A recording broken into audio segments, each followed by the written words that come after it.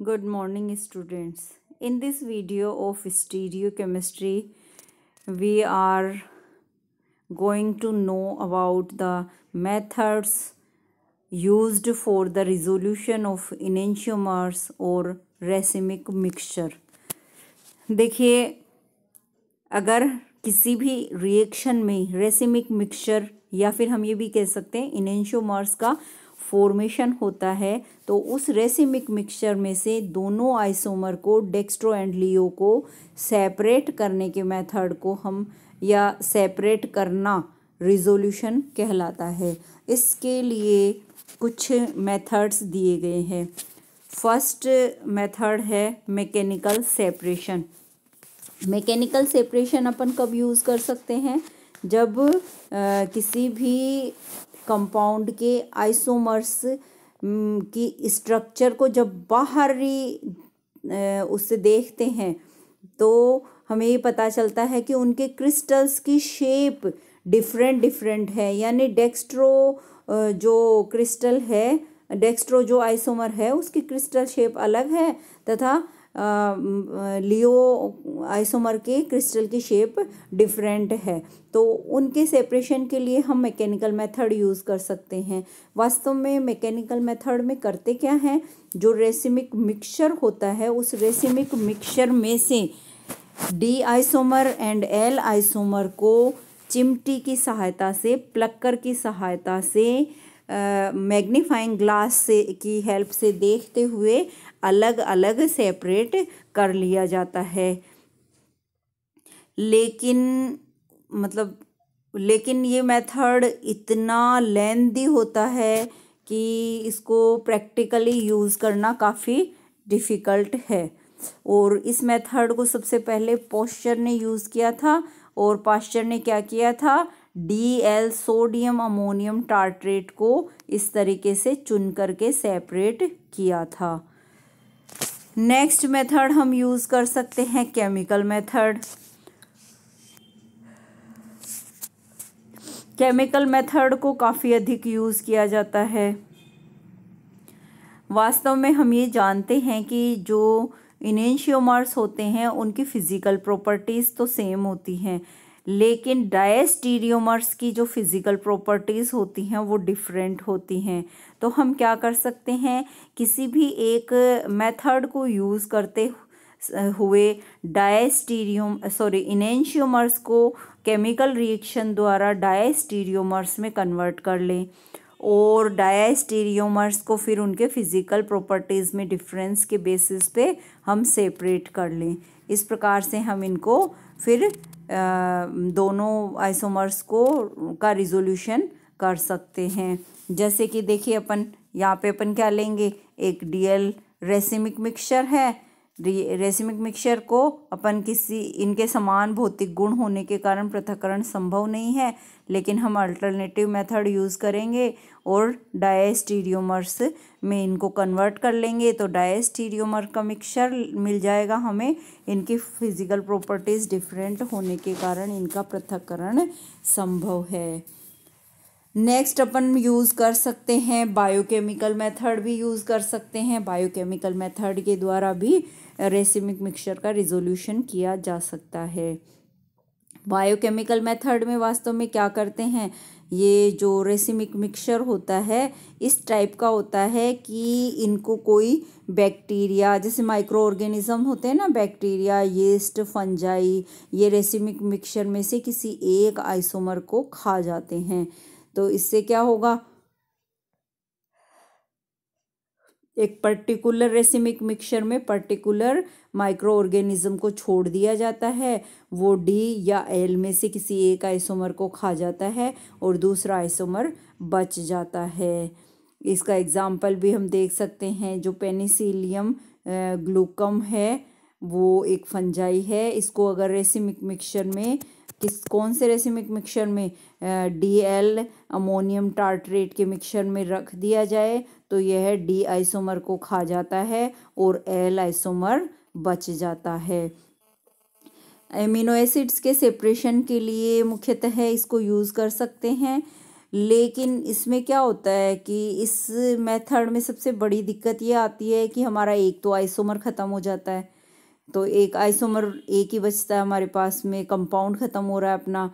दूसरी प्रॉब्लम ये आती है इसमें कि कौन से रेसिमिक मिक्सचर के लिए किस माइक्रो ऑर्गेनिज्म को यूज़ किया जाए, ये हिट एंड ट्रायल मेथड है। तो इससे हमारा टाइम और कंपाउंड काफ़ी अधिक वेस्ट हो जाता है। वास्तव में ये फिर भी अमीनो एसिड्स के सेपरेशन के लिए थोड़ा यूज़ कर सकते हैं इसको। और सबसे पहले इसमें क्या करते हैं, DL रेसिमिक मिक्सचर का एसिटाइलेशन किया जाता है, फिर इस मिक्सचर को यीस्ट के साथ रख दिया जाता है। तो यीस्ट से एमाइलेज एंजाइम उत्पन्न होता है जो एल एसिटिक डेरिवेटिव का जल अपघटन हो जाता है और डी एसिटिल व्युत्पन्न कोई शेष बच जाता है, उस पर कोई इफेक्ट नहीं होता है।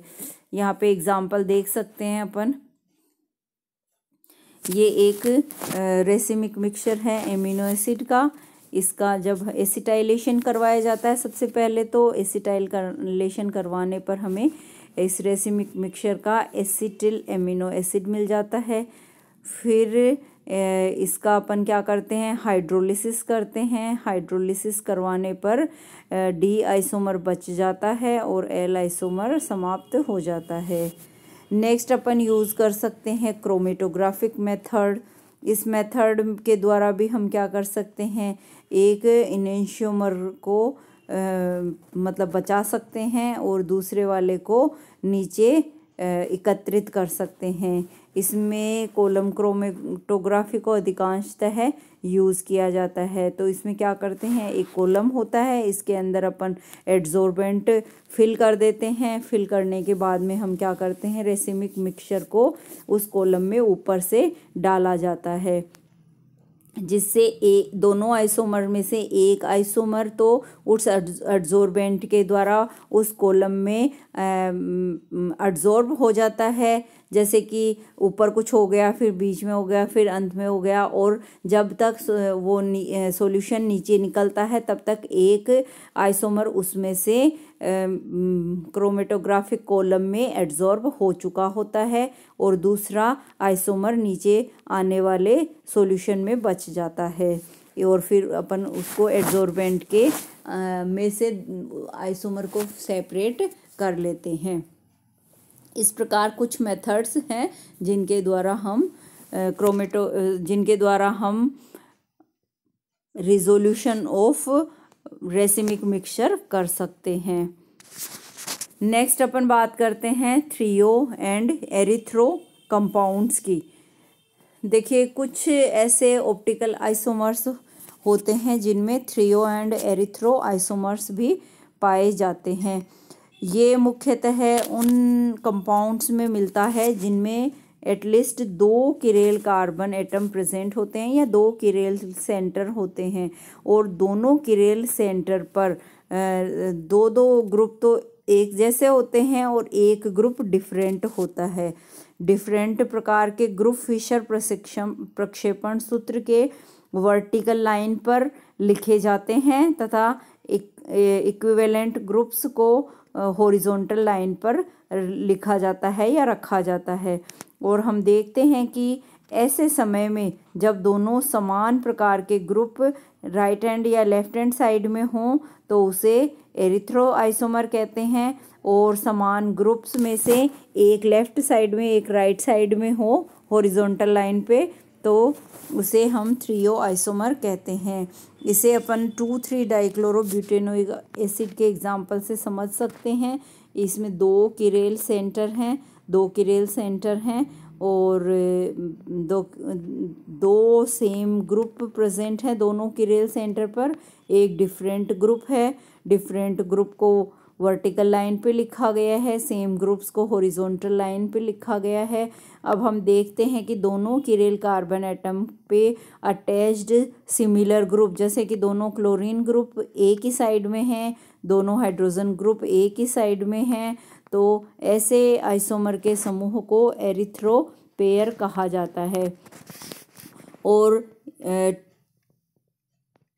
दूसरा स्ट्रक्चर 2,3 डाइक्लोरोब्यूटेनोइक एसिड का हम इस प्रकार से देख सकते हैं कि 3O युग्म का फॉर्मेशन होता है। देखिए 2,3 डाइक्लोरोब्यूटेनोइक एसिड का दूसरा स्ट्रक्चर हम देखें जिसमें किरेल कार्बन पर 2 क्लोरीन एटम में से एक क्लोरीन एटम, एक कार्बन पे chlorine atom right hand side में हो और दूसरे कार्बन पे लेफ्ट हैंड साइड में हो, और इसका आइसोमर बन जाएगा। देखिए COOH होगा और ये फर्स्ट वाले में ये हो जाएगा, सेकंड वाले में ये हो जाएगा, और तो ये दोनों एक दूसरे के आइसोमर हो गए। और इन दोनों में हम देख सकते हैं ये 2 किरेल कार्बन एटम हैं और इन दोनों किरेल कार्बन एटम पर एक तरफ हाइड्रोजन एक तरफ क्लोरीन, लेकिन दोनों पर जो क्लोरीन है वो अपोजिट डायरेक्शन में है।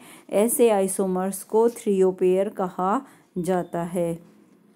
इसी तरीके का एग्जाम्पल एरिथ्रो और 3O को समझने के लिए 3-ब्रोमो-2-ब्यूटेनॉल का भी दिया गया है। 3-ब्रोमो-2-ब्यूटेनॉल में हम देख सकते हैं 2 किरेल कार्बन एटम होते हैं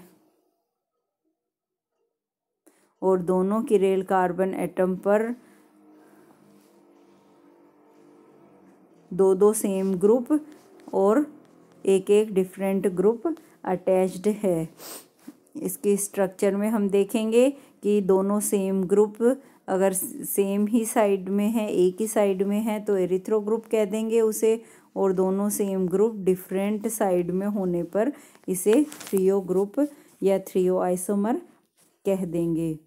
नेक्स्ट वीडियो में हम बात करेंगे relative and absolute configuration of nomenclature.